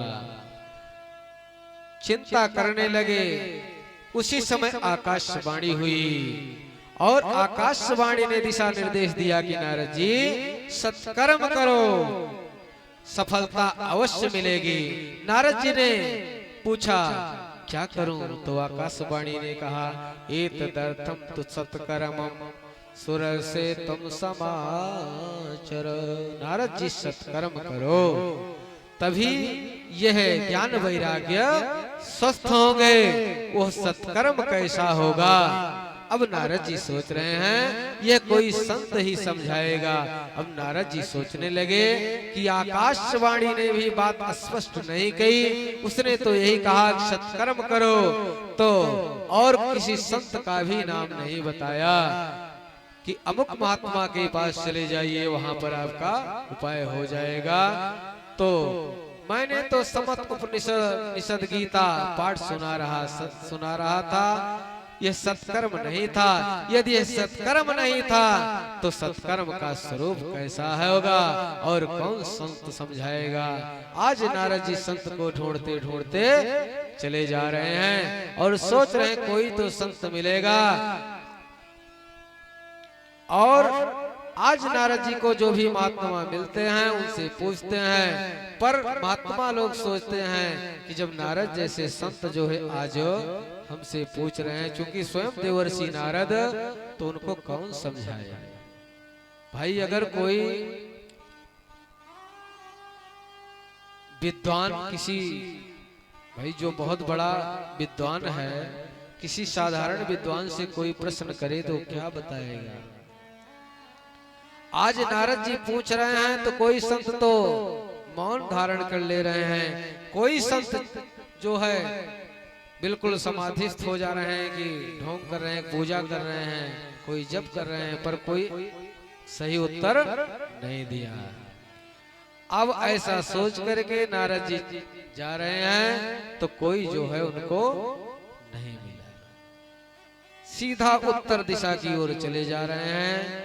तो पुनः जो है सनकादि ऋषियों से भेंट होती है, सनकादि महात्मा से भेंट होती है, और सनकादि महात्मा को प्रणाम करके नारद जी कहते हैं कि प्रभु आप लोग कोई साधारण महात्मा नहीं है, क्योंकि आपकी आयु हमेशा 5 वर्ष की ही रहती है। आप 5 वर्ष से 10 वर्ष के कभी नहीं होते, वयोवृद्ध नहीं होते, 5 वर्ष की ही अवस्था आपकी बराबर रहती है। और आप तो ऐसे महात्मा हैं, सशरीर आप जब चाहें तब भगवान के धाम को चले जाते हैं।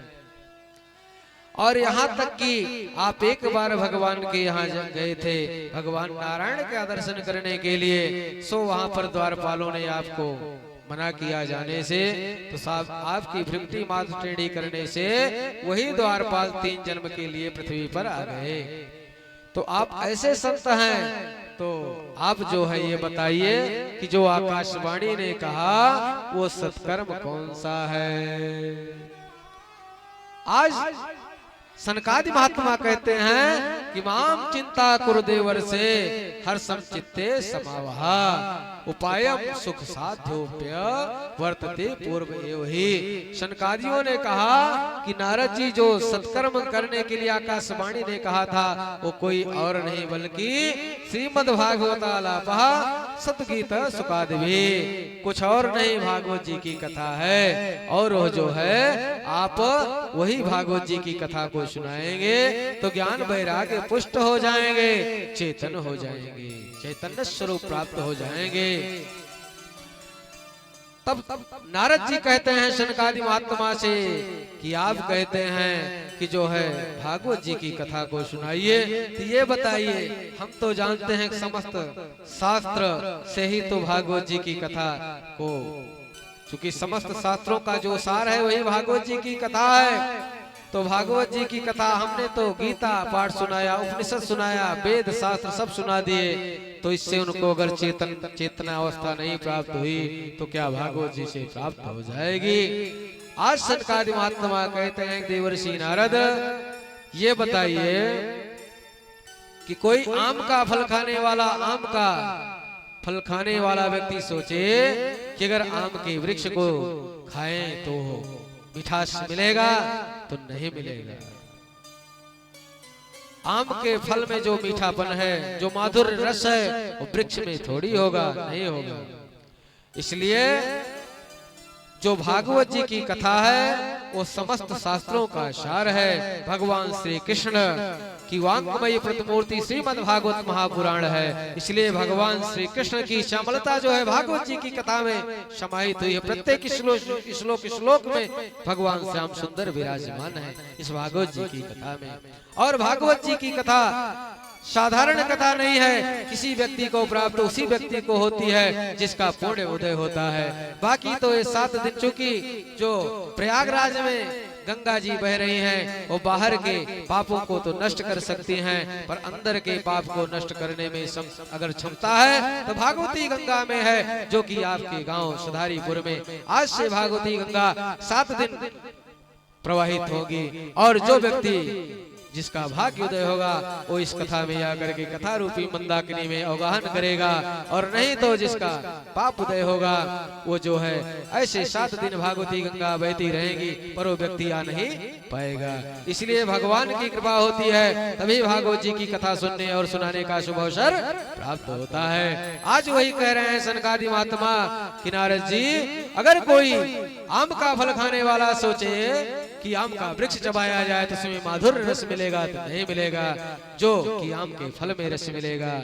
इसलिए भागवत जी जो है समस्त शास्त्रों का सार भागवत जी में है। भगवान श्री कृष्ण की श्यामलता प्रत्येक श्लोक में इसमें समाई हुई है। भगवान श्री कृष्ण का साक्षात विग्रह रूप श्रीमद् भागवत महापुराण है। इसलिए भागवत जी की कथा को सुनाइए और उससे जो है ज्ञान वैराग्य निश्चित पुष्ट हो जाएंगे, चेतन हो जाएंगे। क्योंकि ये जो भागवत जी की कथा है ये सबको नहीं मिलती है, सबको नहीं प्राप्त हो सकती है, उसी को प्राप्त हो सकती है जिसका पुण्य फल उदय हुआ है। भाग्योदय न बहुजन समर्जितेन सत्संगमं च लभते पुरुषो यदा वै अज्ञान हेतु कृत मोह मदान्धकार नाशं विधाय हि तदो दयते विवेकः। जब जीव के जन्म जन्मांतर कल्प कल्पांतर युग युगांतर के पुण्यों का प्रादुर्भाव होता है, तब जो है भागवत जी की कथा सुनने का शुभ अवसर प्राप्त होता है। और ये भागवत जी की कथा ऐसी है कि अज्ञान रूपी अंधकार को दूर करके प्रकाश रूप को प्रकाशित करता है, ज्ञान रूपी प्रकाश को प्रदान करता है। इसलिए जिसके भाग्य उदय होते हैं वही भागवत जी की कथा को सुनता है। बिनु सत्संग विवेक न होई, राम कृपा बिनु सुलभ न सोई। बिनु सत्संग विवेक न होई, राम कृपा बिनु सुलभ न सोई। विवेक न होई, राम कृपा बिनु सुलभ न सोई। हे आवत यही सर अति कठिनाई, आवत यही सर अति कठिनाई, राम कृपा बिनु आई न जाए। राम कृपा बिनु आई न जाई। राम कृपा बिनु आई न जाए। बोले भागवत भगवान की जय हो।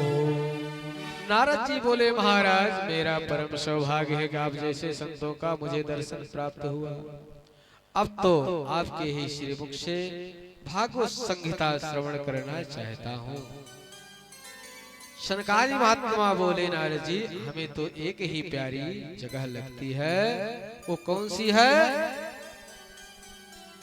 हरिद्वार में गंगा के पावन पुलिन में आनंद नाम का जो तट है, उसी पर जो है भागवत जी की कथा करना बहुत ही अच्छा है। इसलिए जो है वहीं पर चलिए और वहीं पर जो है भागवत जी की कथा को किया जाए। तो नारद जी सनकादि चारों भाइयों के साथ हरिद्वार की पावन भूमि में आ गए और वहीं पर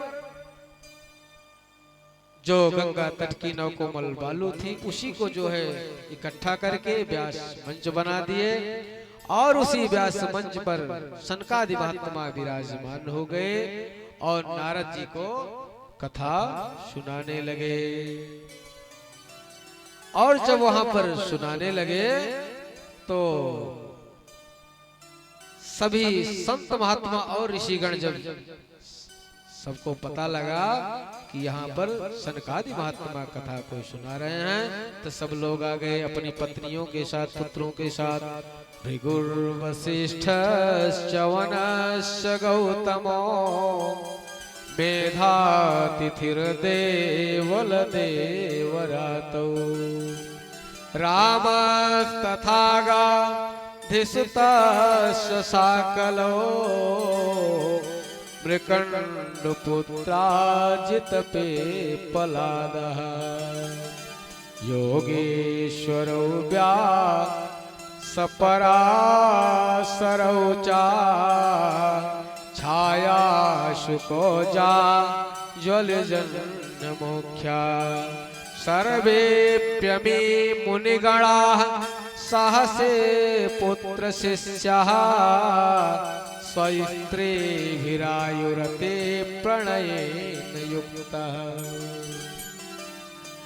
सभी ऋषि महात्मा संत अपने अपने स्त्री पुत्रादि के साथ दौड़े दौड़े आए और जो विरक्त संत थे वो अपने साथ अपने शिष्यों को अर्थात परिकर को लेकर के दौड़े दौड़े आए।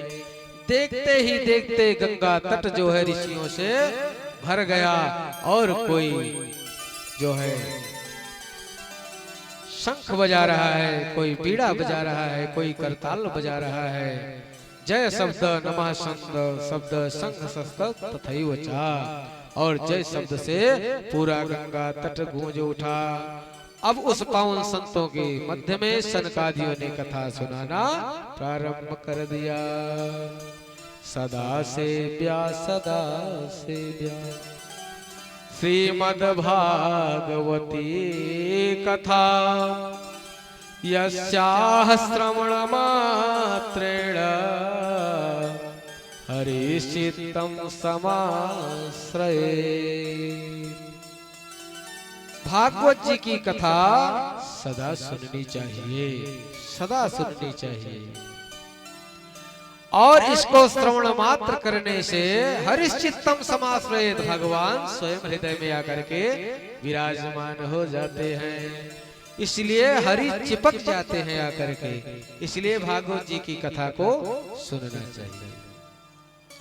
और यह मानव तन जो है बड़े भाग्य से प्राप्त होता है, चूंकि 84 लाख योनियां हैं।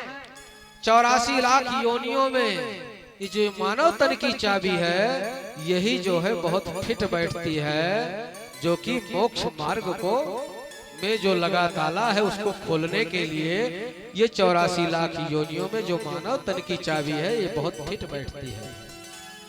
और इसको पाने के बाद जो व्यक्ति अपने मोक्ष मार्ग को नहीं खोल पाता तो अभागा ही है। क्योंकि ये मानव तन 84 लाख योनियों को प्राप्त करने के बाद मिलता है।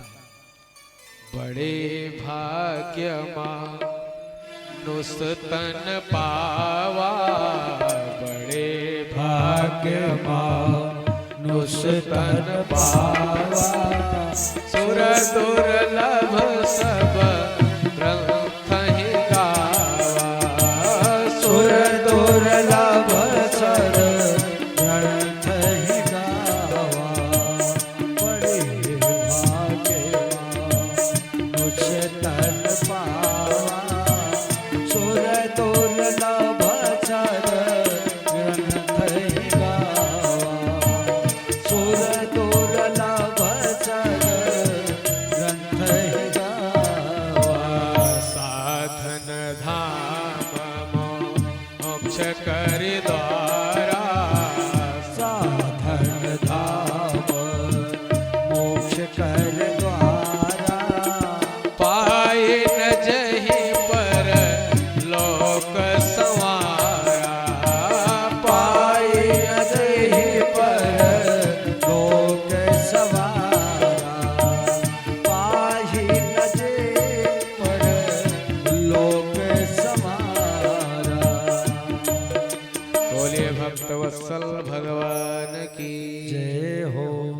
आज वही सनकादि महात्मा बता रहे हैं कि यह जो मानव तन की चाबी है यही मोक्ष द्वार को खोलने के लिए फिट बैठती है।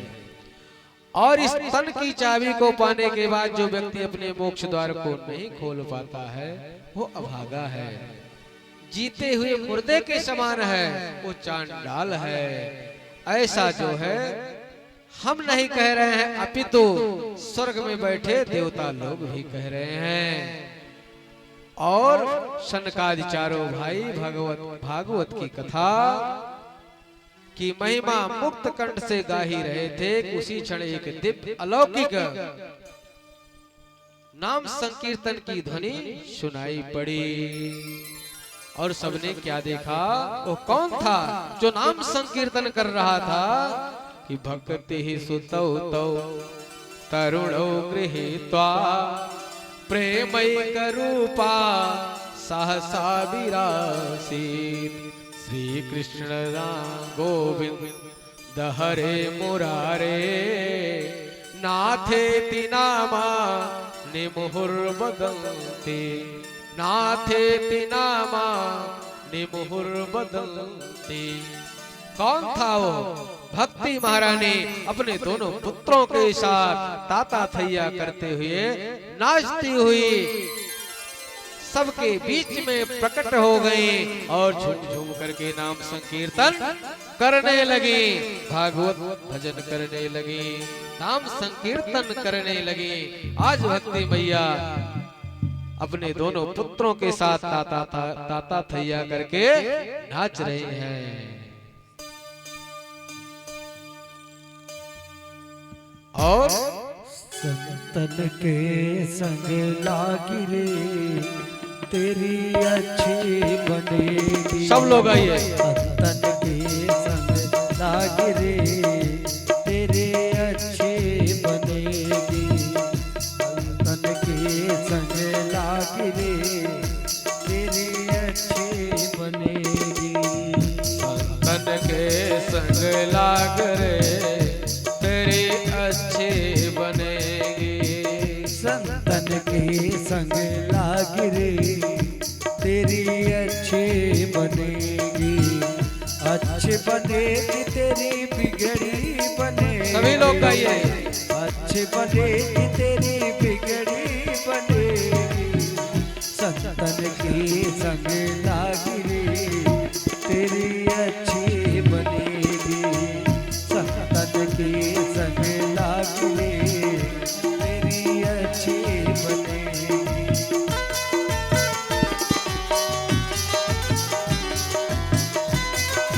सभी लोग गाइए, तालियों की सेवा देते हैं।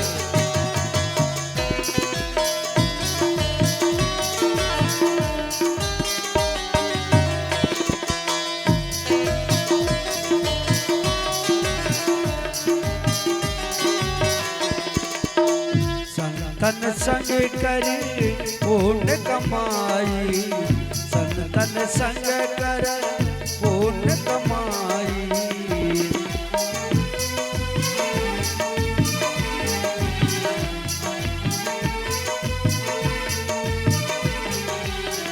संतन संग कर पुण्य कमाई। संतन संग कर पुण्य कमाई। राम राम राम चरण अनुराग रे तेरी अच्छी बनेगी। राम चरण अनुराग रे तेरी अच्छी बनेगी। संतन के संग लाग रे तेरी अच्छी बनेगी।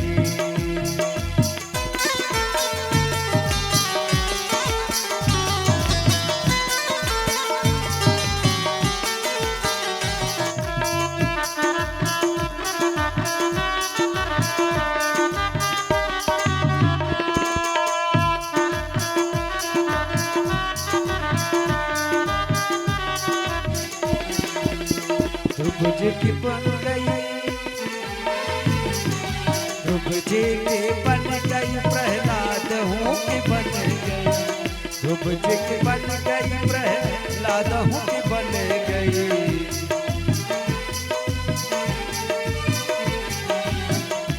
ध्रुव जी की बन गई प्रहलाद हूँ की बन गई।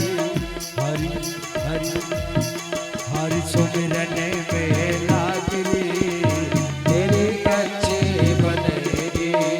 हरि सुमिरन में लाग रे तेरी अच्छी बनेगी। संतन की संग लागरी तेरी अच्छी बनेगी। संतन की संग लागरी तेरी अच्छी बनेगी। कागा से तोए हंस बनावे, कागा से तोए हंस बनावे, कागा से तोए हंस बनावे, कागा से तोए हंस बनावे। मिट जाए मिट जाए मिट जाए ओरे के दागरे तेरी अच्छी बनेगी। मिट जाए ओरे के दागरे तेरी अच्छी बनेगी। संतन के संग लागरे तेरी अच्छी बनेगी।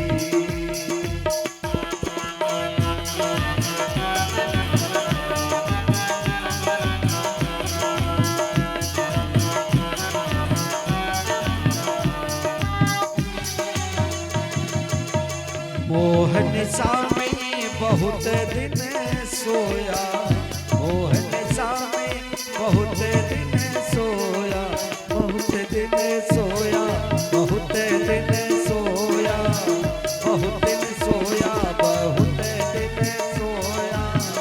मोहन सामे बहुत दिन सोया, मोहन सामे बहुत दिन सोया।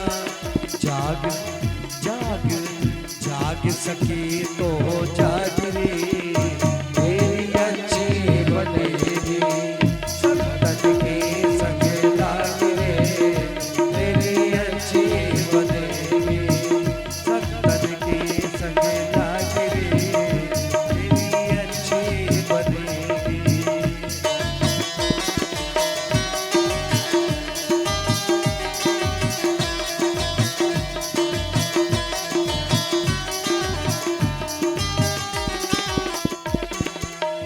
सुतवित नारी तीन आशाएं, सुतवित नारी तीन आशाएं, तीन आशाएं, तीन आशाएं, तीन आशाएं, तीन आशाएं।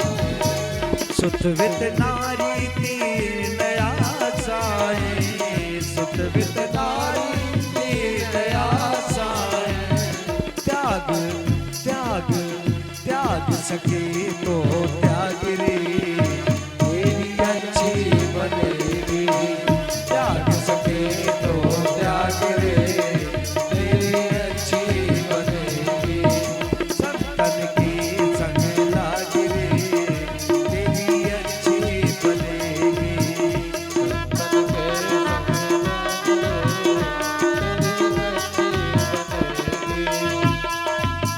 कहत कबीर राम सुमिरन में, कहत कबीर सुन राम सुमिरन में, राम सुमिरन में, राम सुमिरन में, राम सुमिरन में, राम सुमिरन में।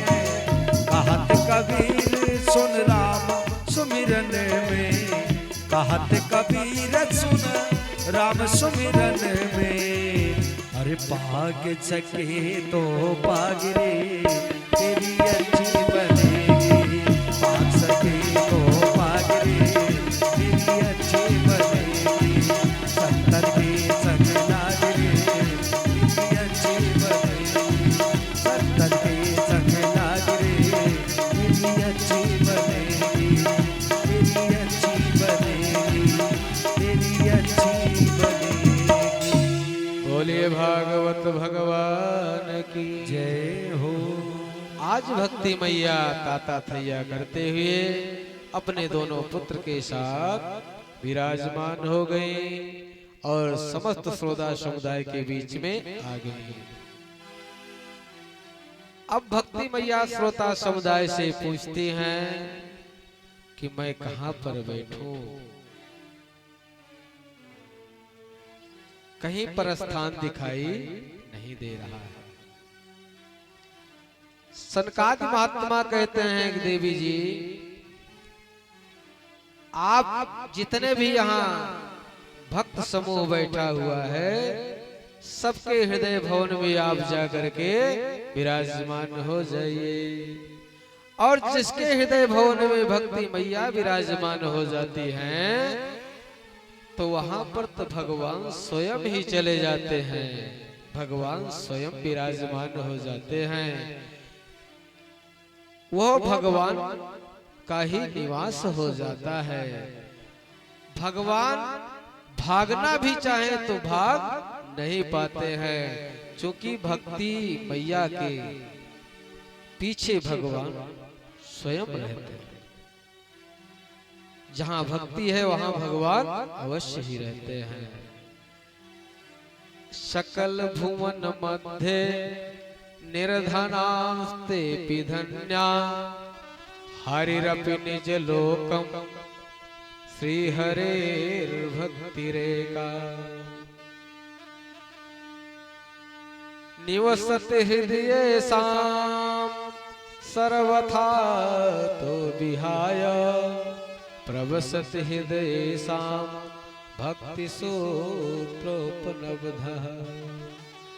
आज सनकादि महात्मा कह रहे हैं कि जहाँ पर भक्ति मैया विराजमान होती हैं, तो वहाँ भगवान स्वयं चले जाते हैं। तो हे भक्ति मैया, आप समस्त श्रोता समुदाय के हृदय भवन में जाकर के विराजमान हो जाइए और वहीं पर भगवान अपना निवास बना लेंगे। श्रीमद्भागवत कथा की सुनने केवल मात्र से भक्ति ज्ञान और वैराग्य ही पुष्ट नहीं होते, अपितु पापियों के पाप का भी प्रक्षालन हो जाता है। यदि हो सकता है तो आज नारद जी पूछ रहे कैसे कैसे पापियों का शोधन होता है। तो आज वही सनकादि महात्मा बताते हैं कि पापी उतना पाप कर ही नहीं सकता है जितना कि भागवत जी में पाप का शोधन करने की सामर्थ्य है। पापी उतना मनुष्य उतना पाप ही जीवन में नहीं कर सकता है जितना कि भगवान के नाम में पाप को समन करने की क्षमता है। ये मानवाह पाप कृतस्त सर्वदा सदा दुराचार गता विमार्गदाः क्रोधाग्निदग्धा कुटिलश्च कामिनाः सप्ताह यज्ञेन कलौ पुनन्ति ते। जो मानव दिन रात पापाचार अत्याचार दुराचार ही कर रहा है और क्रोध रूपी अग्नि में जल रहा है, कुटिल है, कामी है, वो भी अगर दुर्भाग्यवश भूल से भी अगर वो सप्ताह यज्ञ कर ले तो जो उसका भी पाप समन हो जाता है। अपितु कहीं उसकी मृत्यु हो गई और मृत्यु होने के बाद भी उसके पुत्र और पौत्र उसके कल्याणार्थ अगर भागवत जी की कथा को करते हैं तब भी उसका कल्याण हो जाता है। बोलिए भागवत भगवान की जय हो। आज की कथा यहीं पर विश्राम लेती है, चूंकि समय ईश्वर का स्वरूप है, समय चल रहा है अपनी गति से और लमसम 10 बज चुके हैं, इसलिए अब जो है आज की कथा यहीं पर विश्राम लेती है। शेष आगे का प्रसंग जो है कल की कथा में बताया जाएगा। जो आज की कथा छूट रही वो भी कल बताया जाएगा, थोड़ा समय दे करके।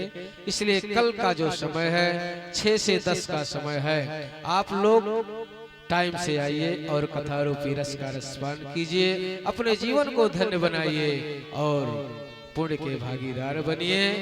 बोलिए भागवत भगवान की जय हो। श्रीमन्नारायण नारायण नारायण श्रीमन्नारायण नारायण नारायण भजमन नारायण नारायण नारायण भजमन नारायण नारायण नारायण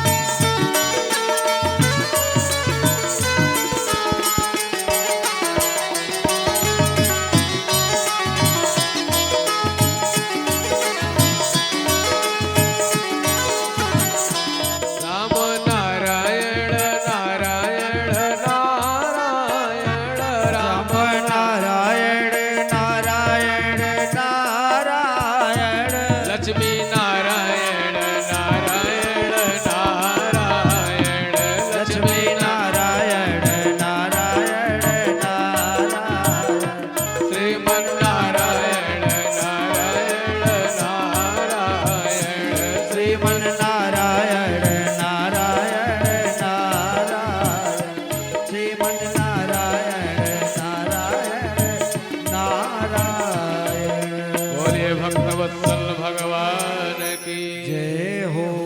सभी भक्तगण अपने अपने स्थान पर खड़े हो जाएं। भागवत भगवान की आरती तदुपरांत प्रसाद को लेकर के ही अपने घर को जाएंगे।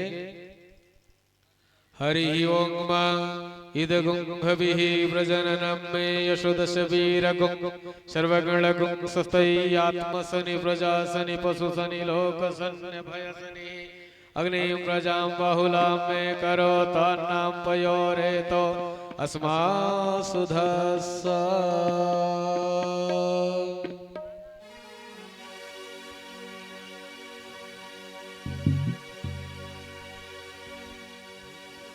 श्री भागवत भगवान की है आरती, पापियों को पाप से है तारती। श्री भागवत भगवान की है आरती, पापियों को पाप से है तारती।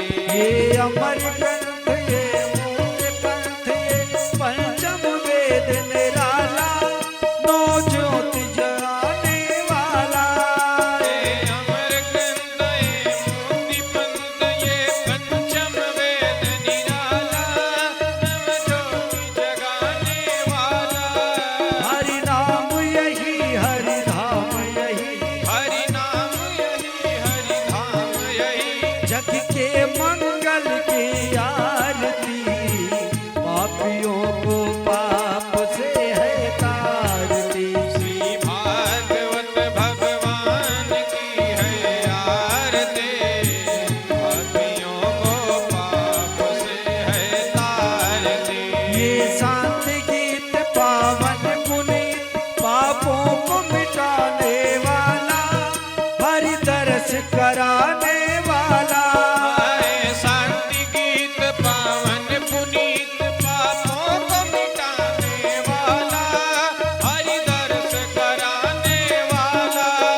ये सुख करनी ये दुख हरनी, ये सुख करनी ये दुख हरनी, श्री मधुसूदन की आरती, पापियों को पाप से है तारती। श्री भागवत भगवान की है आरती, पापियों को पाप से है तारती। श्री भागवत भगवान की है आरती, पापियों को पाप से है श्री भागवत भगवान की है आरती, पापियों को पाप से है तारती। ये मधुर बोल पग पंथ खोल, बनाने वाला, बिगड़ी को बनाने वाला। हाय मधुर बोल जगबंदी खोल, सन्मार्ग दिखाने वाला, बिगड़ी को बनाने वाला। बिगड़ी को बनाने वाला, बिगड़ी को बनाने वाला। ये सुख करनी ये दुख हरनी, ये सुख करनी ये दुख हरनी, प्रभु के महिमा के आरती, पापियों को पाप से है तारती। श्री भागवत भगवान की है आरती, पापियों को पाप से है तारती। श्री भागवत भगवान की है आरती, पापियों को पाप से है तारती। पापियों को पाप से है तारती, पापियों को पाप से है तारती। कर्पूर गौरम करुणावतारम, संसार सारम भुजगेन्द्रहारम, सदा वसंतम हृदयारविंदे, भवं भवानी सहितं नमामि। त्वमेव माता च पिता त्वमेव, त्वमेव बन्धुः च सखा त्वमेव, त्वमेव वेद्या द्रविणं त्वमेव, त्वमेव सर्वं मम देवदेव। श्री भागवत भगवान की है आरती, पापियों को पाप से है तारती। श्री भागवत भगवान की है आरती, पापियों को पाप से है